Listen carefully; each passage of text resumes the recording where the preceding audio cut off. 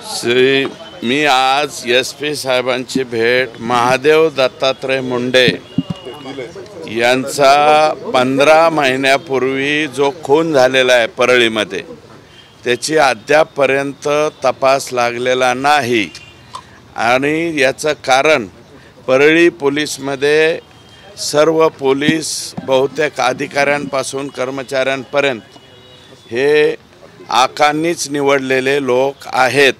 त्याच्यामुळे हा तपास लागत नाही, म्हणून याचा तपास लागण्यासाठी हा तपास LCB कडे देण्यात यावा, बीड जिल्हा गुन्हा अन्वेषण शाखा यांच्याकडे देण्यात यावा अशा प्रकारची मागणी मी केलेली आहे।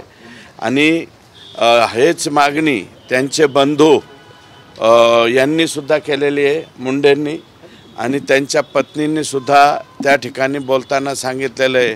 आणि सतीश फड हे त्यांचे मेहुणे आहेत, त्यांनी सुद्धा या ठिकाणी माहिती दिलेली आहे।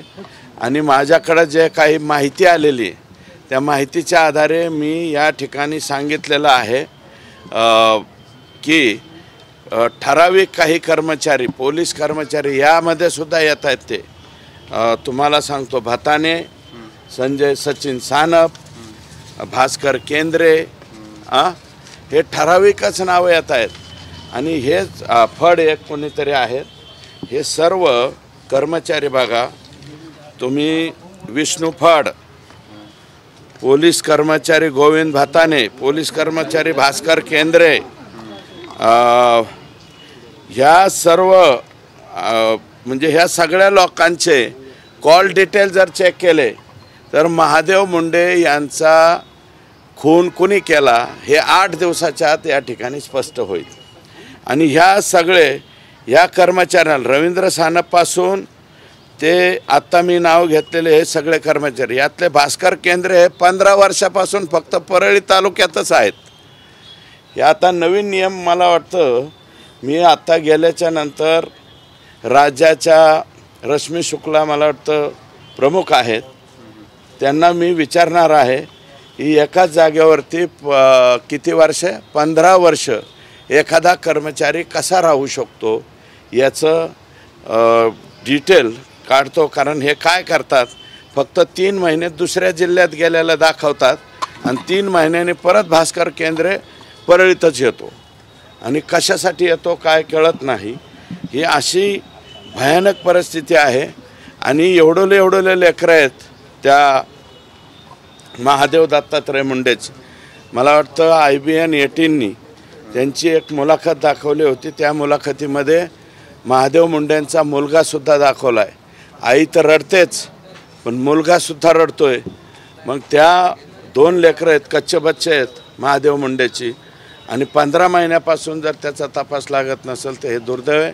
आज SP साहेबांना भेटलो, SP साहेबांनी कबूल केलं की परळीचे पोलीस याचा तपास करणार नाहीत, त्याच्याऐवजी मी LCBला ते हँडओव्हर करतो। LCBला हँडओव्हर करताना सुद्धा मी SP साहेबाला एक विनंती केली, LCBचे जे प्रमुख आहेत शेख अकोन यांना सुद्धा आकांनीच बसवलेलं आहे, त्याच्यामुळं LCBचे शेख वगळून LCBला ही केस द्या अशा प्रकारची विनंती त्या ठिकाणी मी केलेली आहे। अण्णा संतोष देशमुख खून खटल्याच्या तपासामध्ये वेगवेगळे व्हिडिओज बाहेर येतात, वेगवेगळे खुलासे बाहेर, त्या संदर्भात काही चर्चा झाली का SP साहेबांची? नाही, मी बोललो ना आता, त्याच्यामध्ये त्याचा तपास CID कडे चाललेला आहे। त्याच्यामुळं त्या केसच्या बाबतीत मी त्याचे जे प्रमुख आहेत बसवराज तेली यांना सोमवारची वेळ मागितलेली आहे। तिकडं माझ्याकडं ज्या अपडेट्स आलेले आहेत ते सोमवारी, आणि कोणाकोणाचे नंबर चेक करायचे हे बसवराज तेली साहेबांना सोमवारी जाऊन बोलल। न्यायालयीन चौकशी सुद्धा याच्यामध्ये नेमलेली आहे, त्या चौकशीचं काय स्टेटस आहे, त्या समितीचं काय काम सुरू आहे? हे पहा, न्यायालयीन चौकशी म्हणजे राज्य सरकारकडनं हायकोर्टाला कळवलं जातं। हायकोर्टाला कळवल्याच्या नंतर हायकोर्ट नाव देतं, त्याप्रमाणे मला वाटतं अहलुवालिया यांचं नाव आलेलं आहे। आणि ते माननीय उच्च न्यायालयाचं दर्जा असल्यामुळं त्याच्यावरती अधिक बोलणं उचित नाही। ते त्यांची आता सुरूच होईल ना, ऑर्डर निघेल त्याची चौकशी चालू होईल। पोलीस SITचं काम करील आणि जी याच्यामध्ये न्यायालयीन चौकशी नेमली, ती न्यायालयीन चौकशीचं काम. या संदर्भात मी आज जे आलेलो आहे ते मी महादेव मुंडे यांच्या मर्डर प्रकरणाबद्दल आलेलो आहे. महादेव मुंडेचे खुनी पुढच्या 15 दिवसाच्या आत सापडले पाहिजेत अशा प्रकारची विनंती मी इथं केली. बाहेर आली पोलीस अधिकारी अन्नाला बोलतो वाल्मिकांना गुन्हा दाखल करू नका असं रेकॉर्डिंग व्हायरल झाली. हे कोणीतरी मला वाटतं काय नाव आहे त्यांचं, मिस्टर बल्लाळ देव, त्या प्रभासच्या पिक्चरमध्ये होता एक बल्लाळ देव. मिस्टर बल्लाळ हे जे असे वागणारे लोक बीडमध्ये बरेच झाले, त्याच्यामुळं तर हे स्तोम माजलं ना. बीड जिल्ह्यामध्ये हे जे प्रकार झालेले आहेत, पोलीस बळ आमचं पूर्णपणे बदनाम झालं, मुन्नी बदनाम हो गई, तशी अवस्था आमच्या पोलीस बलाची झाली. त्याचं कारणच हे आहे, ते असे बल्लाळसारखे. आणि त्या दिवशी बघा नुसतं कालचाच व्हिडिओ काय घेऊन बसले, वाल्मिक कराड यांना कोर्टातून जेलमध्ये नेताना वाल्मिक कराडचा संतोष कांबळे नावाचा PA कसा बसल त्याच्याबरोबर याची काळजीसुद्धा बल्लाळ घेत होता. तो व्हिडिओ नाही का तुमच्याकडं? तो सुद्धा व्हिडिओ दाखवा ना, त्या दिवशीचा तो व्हिडिओ दाखवा. तोच म्हणतोय संतोष कुठे, या लवकर, रोहित लवकर या. अरे बाप रे, अरे काय चाललंय. आणि काही कर्मचारी म्हणजे गुन्हेगार आम्हाला कोणत्या जेलमध्ये पाठवा हे सांगायला लागलेत. लातूरचं जेल मागतायत, कशासाठी मागतायत त्याची सुद्धा सगळं माहिती आहे माझ्याकडं. फक्त ऑर्डर होऊ द्या, मग नंतर सांगतो मी.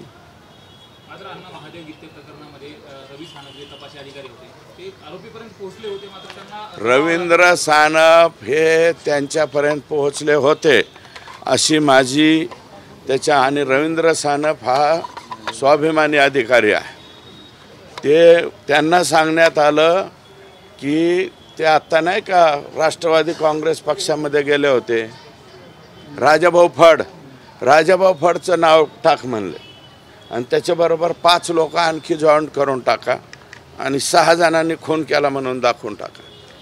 आणि ज्या वेळेस हे महादेव मुंडेचा खून झालाय या कालावधीत सुशील कराड आणि श्री कराड, सुशील कराड हे वाल्मिक अण्णाचे चिरंजीव आहे आणि श्री कराड यांचे या दुबे मला वाटतं मुंबईवरनं कोण आणलेले आहेत, अतुल दुबे सायबर तज्ज्ञ यांना आणलं. 6 मोबाईल क्रमांकावरून वाल्मिक कराड यांचे चिरंजीव सुशील आणि श्री या 2 मुलांनी पोलीस निरीक्षक रवींद्र सानप, त्याच्यानंतर विष्णू फड, गोविंद भताने आणि भास्कर केंद्रे, परत हीच नावं काय आता, या 6 मोबाईलला अर्धा पास सतत मला वाटतं 100 वेळा 150 वेळा मोबाईल केलेले आहेत. मग महादेव मुंडेचा खून झाला त्यावेळेस यांच्या घरातून त्यांच्याकडे फोन कसं काय जातात याचाही तपास झाला पाहिजे. मी आज आरोपी मानत नाही, पण मग यांना 150 कॉल करण्याची आवश्यकता काय हे मी SP-ना निवेदन दिलेलं आहे. आणि 150 कॉल चेक केले गेलेत कोणाकडून, जे मुंबईवरून सायबर तज्ज्ञ आणलेले आहेत ते दुबे नावाचे जे सायबर तज्ज्ञ आहेत त्यांनी त्यांचं मत या ठिकाणी नोंदलेलं आहे. एक ट्विट आव्हाडांनी एक ट्विट केला आहे आज सकाळी. त्या व्हिडिओमध्ये एक महादेव गीते नावाच्या व्यक्तीचा तो व्हिडिओ आहे हॉस्पिटलमधून. मात्र ते महादेव गीते आता जेलमध्ये आहेत आणि ज्यांच्यावर त्यांनी आरोप केले ते मात्र बाहेर दिसत आहेत. महादेव गीते जेलमध्ये आहेत आणि त्यांनी ज्यांच्यावर आरोप केले, ज्यांनी गोळीबार केला असं त्यांचं, ते मात्र बाहेर आहेत. म्हणजे असं झालंय का? ट्विट केलंय जर आता जितेंद्र आव्हाड साहेबांनी ट्विट जर केलं असेल तर मला वाटतं ते खरोखर तपासलंच गेलं पाहिजे. आणि मी जे म्हणलं ना आता कृष्णाजी की ठराविक जेलची मागणी वगैरे या आरोपींकडनं होऊ शकते, माझं म्हणणं आहे की या आरोपींना मराठवाड्याच्या बाहेर आता ज्यावेळेस यांचे MCR होतील मराठवाड्यामध्ये यांना ठेवण्यात येऊ नये, शक्यतो पश्चिम महाराष्ट्रही नको, यांना विदर्भामध्ये तिकडं जरा लांब पाठवलं पाहिजे, कारण तिकडचे जेल जरा वेगवेगळे अधिकारी असतील तिथं. लातूरला परिस्थिती जरा गंभीर आहे. अण्णा वाल्मिक कराडशी संबंधित असलेल्या लोकांची अनेक ठिकाणी प्रॉपर्टी दिसून येते, यामध्ये ईडी चौकशी झाली पाहिजे का किंवा त्याची तुम्ही मागणी करा? ईडीची नोटीस लागलेली आहे, फक्त आम्ही आता कागद गोळा करतोय आणि ते सगळे ईडीकडे नेऊन घालतो. तुम्ही तक्रार कारण करा आता आम्ही तक्रार करणार आहे. आणि आता इथं मांजर सुंब्याला सापडले ना 20-25 एकर, हे काय आत्ता 7-12 आलंय. इथं जमीन घेतली जाधवच्या नावावर, जाधवच ना, जाधव मंगल बबन जाधव, काय ते सेम नाव आहे त्यांच्यावरती, ज्योती मंगल जाधव हे नाव कॉमन आहे सगळीकडंच. आणि त्यांची आता इथं मला वाटतं 5-25 एकर सापडली. पण ह्यांचे 5-25 एकरमध्ये जे दरी होती ती भरायसाठी दुसऱ्याच रसाळांचं उकारलंय आणि तिकडं नेऊन टाकलंय. रसाळांनी बोलायचं नाही, रसाळांनी निमूट सहन करायचं, अशा पद्धतीच्या प्रकार इथं या जिल्ह्यामध्ये घडलेले आहे. आणि या सगळ्यापासून धनुभाऊ अनभिज्ञ कसे राहिले याचंच मला आता कोडं पडायला लागलेलं आहे.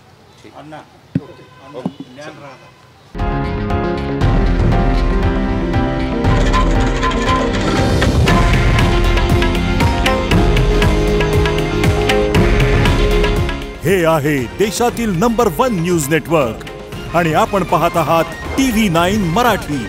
काळजी तुमची, हित महाराष्ट्राचं.